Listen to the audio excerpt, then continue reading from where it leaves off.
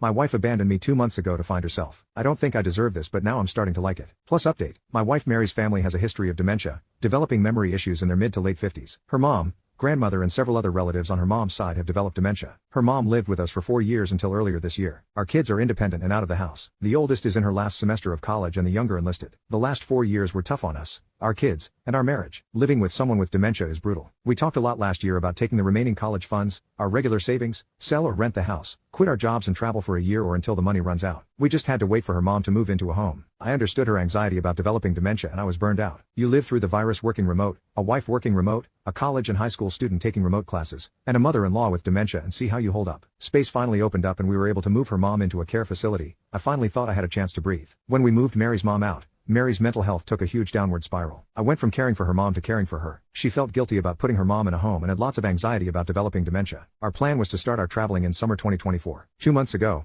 I got home, and she left a note. Basically, she was going on our trip without me. She had quit her job, took most of the savings, and wasn't sure when she'd be back. Maybe a year, maybe sooner. She knew I'd understand. Her location is turned off and my calls go directly to VM. I texted the kids a picture of the note. We have our own checking accounts for direct deposits of our paychecks, but we'd transfer most into a joint account to pay the household bills and savings. We both had access to our main savings account. We have joint credit cards we use for household expenses. The 2 cars and mortgage are joint. We both also have our own small savings accounts, our own retirement accounts and our own credit cards for gifts and fun things. I closed all joint cards and accounts. I waited a month to see if she'd come back. After receiving only one text the first month, I went to a lawyer. She basically said there was very little to do right now, other than change the beneficiaries of my retirement accounts and life insurance. It was only a month and there was no way to serve her papers. My lawyer advised me to keep paying the mortgage and the cars. The cost of trying to get a judge to approve the sale of joint assets was more than making payments. I didn't want to ruin my credit by letting one of our cars get repossessed, but I can't sell it because she's in the title. I get random texts and she sporadically posts on Instagram. I want to block her so bad, but my lawyer advised me that it's better to maintain a communication channel that's not through our kids. Her last post was from Hawaii. She put in the comments how great a husband I was for letting her take this trip.